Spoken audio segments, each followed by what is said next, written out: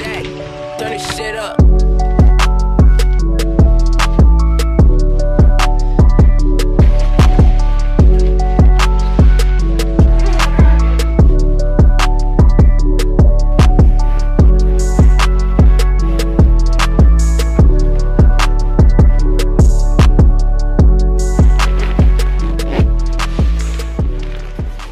Salut à tous, c'est Monor, bienvenue dans cette nouvelle vidéo en direct de Montréal au Canada.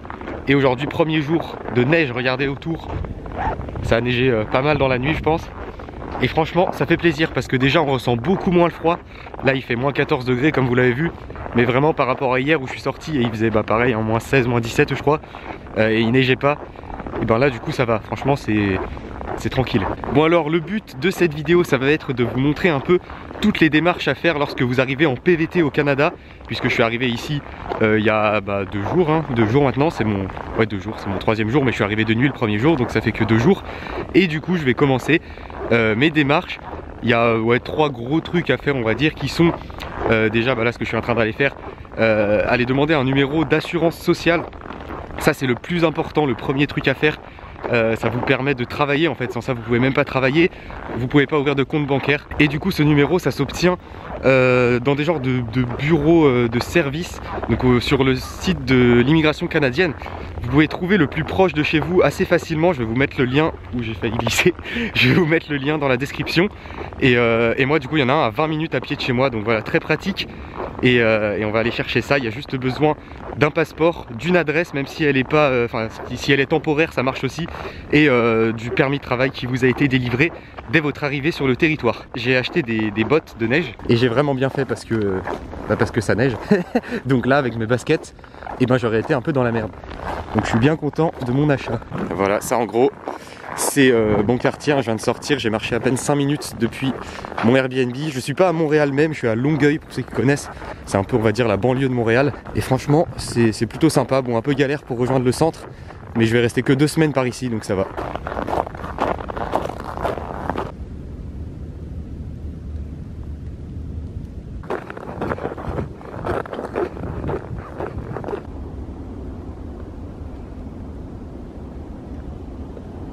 Et voilà, je viens d'arriver devant le bâtiment, c'est juste ici, le bureau Service Canada que vous voyez juste là.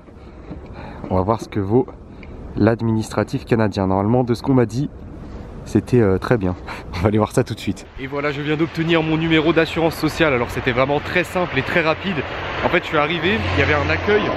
Donc j'ai dû expliquer à la dame ce que je voulais, donc mon numéro, voilà. Elle m'a annoncé qu'il y avait environ 30 minutes d'attente. Au final, j'ai attendu que 10 minutes.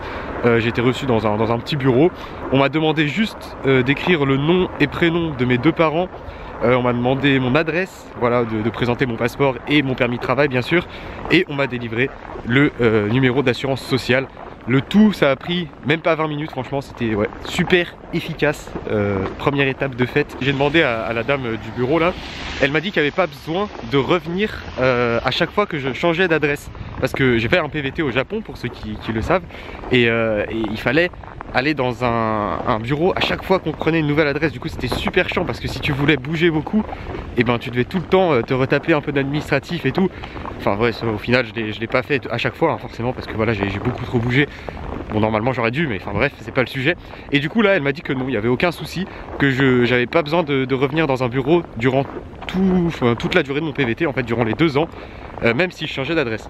Donc un très bon point. Je donne des petites infos comme ça, ça peut vous aider, ça peut être utile. C'est le genre d'infos que j'aurais aimé savoir avant de venir. Enfin bon, c'est pas... Enfin ouais, vous avez compris quoi. Allez, on se retrouve pour ouvrir ce compte bancaire. Et on se retrouve, nous sommes le lendemain. Il fait froid, il fait très froid. Là aujourd'hui on est à moins 24 degrés, il neige plus. Mais waouh, là ça pique. C'est le jour où ça pique le plus depuis que je suis arrivé je crois. Mais bon, on fait avec, hein, faut bien s'habituer. Du coup on va aller ouvrir ce compte bancaire. Il y a pas mal de banques hein, ici au Canada. Et moi j'ai choisi d'ouvrir un compte à la Banque Nationale du Canada. Voilà, je vais vous mettre dans la description si je retrouve un site qui compare un peu toutes les banques qu'il y a ici. Bon globalement il n'y a pas grand chose qui change hein, mais bon, je me suis dit que c'est la Banque Nationale du Canada. J'ai vu qu'il y avait des prix qui étaient dans la moyenne et qu'il y en avait sur un peu tout le pays, ce qui est pratique voilà, si vous voulez voyager, parce qu'il y a des banques qui sont présentes très peu en dehors du Québec. Enfin, je vous mets le tableau en description, allez voir ça. Voilà, je vous montre un peu les alentours. Je suis pas encore passé par ici. C'est à l'opposé de où je suis allé hier. Et là, j'ai les mains qui gèlent. Donc je vais ranger la caméra et on se retrouvera une fois arrivé devant la banque. Voilà, on y est, c'est juste ici. Il y a plein de magasins et juste là, je sais pas si vous voyez, attendez, on va zoomer. En rouge, il y a le logo de la Banque nationale du Canada. À côté de Dollarama, là sur la droite, juste là. Donc c'est parti, on va ouvrir ce compte bancaire. Et voilà, je sors de la banque, je viens d'ouvrir mon compte. C'était très simple, très rapide. Normalement, il faut prendre un rendez-vous, mais il se trouve qu'il y avait un conseiller qui était disponible. Du coup, j'ai attendu à peine 15 minutes. Bon, ça a pris quand même une bonne demi-heure, hein, le temps d'ouvrir le compte et tout, qu'ils prennent mes informations. Je ne peux pas avoir de carte de débit parce que les comptes ici ça fonctionne vraiment très différemment de la France. Ici on a une carte de débit mais c'est pas la même chose que chez nous. Enfin bref, je vais pas tout expliquer dans cette vidéo, mais en gros je peux pas avoir de carte avant d'avoir un emploi, donc du coup je l'aurai pas avant au moins mi-mars, parce que je sais pas si je vous l'ai dit mais je compte pas travailler avant mi-mars. Je compte prendre le temps, voilà, pour découvrir un peu, le temps de me poser tout ça. Mais bon, au moins c'est une bonne chose de faite. Je peux bien sûr déposer de l'argent en liquide dessus, le retirer, mais tout au comptoir en fait, pas à la borne. Enfin, en fait pour l'instant ça sert pas à grand chose, vous me direz, mais au moins c'est fait. Ah oui, et là du coup je suis rentré chez moi et je viens de me rendre compte que j'ai oublié de vous dire un petit truc, c'est qu'il y a une offre en fait pour les nouveaux arrivants qui, bon, clairement est à peu près la même dans toutes les banques, mais je pense que celle à la Banque nationale est la meilleure, parce que sur la première année déjà j'ai 0 frais de compte, normalement c'est environ 15 $ par mois. Sur la deuxième année j'ai 50% en moins, donc ça fera que à peu près 7 $, et sur la troisième 25% en moins. Enfin bon, je sais pas où j'en serai d'ici là, mais au moins j'ai ma première année sans frais, et ça c'est déjà pas mal. Voilà, c'est tout pour ce qui est le côté banque. Je pense que c'est plus galère en fait à faire, hein, des démarches, même si c'est pas forcément très galère, mais le plus galère c'est surtout de comprendre comment ça fonctionne. D'ailleurs j'ai pas tout à fait compris, hein, on va pas se mentir, mais bon, ça va venir avec le temps. Allez, on se retrouve pour ouvrir enfin prendre un forfait de téléphone quoi. Et on se retrouve un jour, 2 jours après. Il a beaucoup neigé hier, c'est pour ça que je suis pas allé directement le lendemain, et il neige encore un peu aujourd'hui, mais c'est de la neige très fine donc ça va. Franchement ça fait plaisir, j'aime bien la neige en fait, vraiment c'est mieux quand ça neige que quand ça neige pas finalement, parce que comme je vous l'ai dit déjà on ressent moins le froid, et je sais pas, c'est cool, c'est quand même sympa quoi, à voir comme ça autour, pour se balader.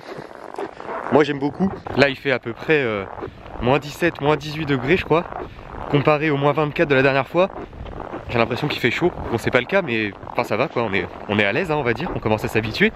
Et du coup on arrive sur la dernière étape des démarches administratives à faire en arrivant en PVT au Canada, qui est, vous le savez, aller souscrire à un abonnement téléphonique. C'est quelque chose d'indispensable, genre parce que bah, si vous cherchez un travail tout ça, vous pouvez, enfin ça va être compliqué sans, en fait je l'avais fait au Japon, ça avait été un peu galère. Donc de ce que j'ai vu ici en fait c'est vraiment quelque chose d'indispensable, et c'est aussi très cher, hein. J'ai regardé un peu sur internet, comparé à la France où on a des forfaits tout illimités pour moins de 20 € en général, enfin aux alentours de 20 €.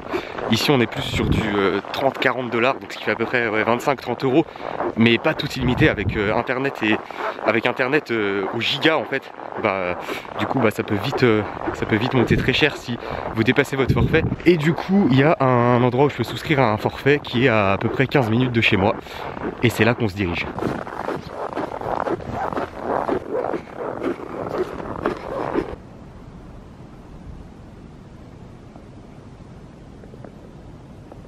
C'est assez particulier de faire des vlogs ici et de se filmer dans la rue en parlant à sa caméra. Bon là ça va, il n'y a personne aux alentours, mais vu que les gens parlent français, c'est assez perturbant quand on croise des gens. Genre là je viens de croiser un monsieur qui était devant chez lui, qui m'a vu passer comme ça avec ma caméra. Ça met vite mal à l'aise.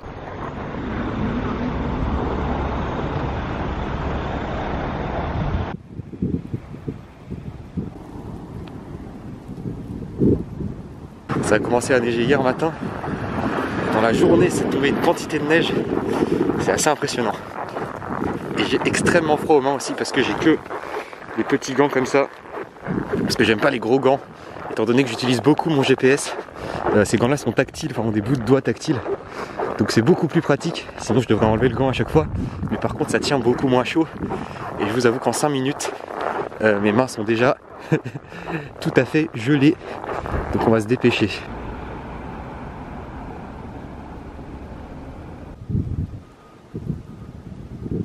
Et voilà, je viens de prendre mon forfait de téléphone. C'était donc la dernière étape de ces démarches administratives là. Normalement, je suis opérationnel. Enfin, je peux, voilà, je suis tranquille. Je peux, une fois que j'ai fait ça, je peux chercher un travail, en trouver un accessoirement. Hein. Et je suis en train de faire le montage et je me rends compte que je vous ai même pas dit quel forfait j'ai pris et quel opérateur. Donc du coup, je suis chez Vidéotron et je paye. Ça fait mal de le dire, mais je paye 58 $ par mois, ce qui fait à peu près 45 €. C'est vraiment extrêmement cher quand t'étais habitué à la France, tu vois. Surtout que j'ai que 2 gigas d'internet avec appel et SMS illimité. Ça fait un peu mal, mais bon, il n'y a pas le choix, j'ai envie de dire. À peu près tous les opérateurs, c'est autour de ce prix-là. Il y en a certains qui sont un peu moins chers, d'autres encore plus chers, hein, ça va encore plus cher si vous voulez plus de gigas. Il y a certains Français qui prennent l'option free, qui offre un truc spécial avec 25 gigas au Canada. Normalement, vous n'êtes pas censé vivre au Canada avec ce forfait. Mais bon, vous pouvez tenter de le garder un maximum de temps et voilà, ça peut vous faire des économies pour les premiers mois. En tout cas, ça fait très mal. Ça fait très mal. Voilà, c'est tout ce que j'avais à vous dire. Je vous laisse pour la fin de la vidéo. Mon installation est terminée, on va dire. Voilà. Donc j'espère que ça vous a été utile. Ah si, un petit truc que je voulais vous dire aussi. Il y a un truc qui est super chiant avec le froid, c'est que les téléphones résistent très mal au froid. Du coup, ça fait déjà 2 fois que ça m'arrive. Genre je suis à peu près 80% de batterie et le téléphone s'éteint et quand je le rallume y a la moitié de la batterie qui est partie. C'est super chiant et aussi l'autonomie de la batterie diminue depuis que je suis arrivé, c'est un truc de fou, genre ça se décharge beaucoup plus vite et j'ai regardé sur internet et apparemment ce serait dû au froid. J'espère en tout cas que cette vidéo vous a plu et vous a été utile si vous envisagez de partir au Canada en PVT.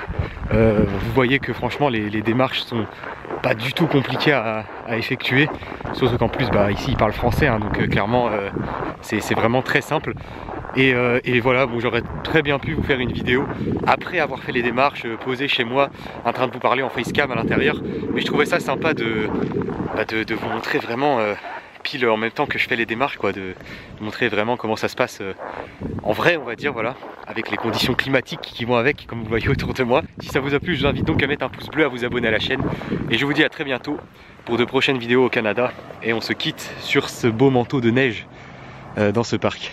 Allez, au revoir.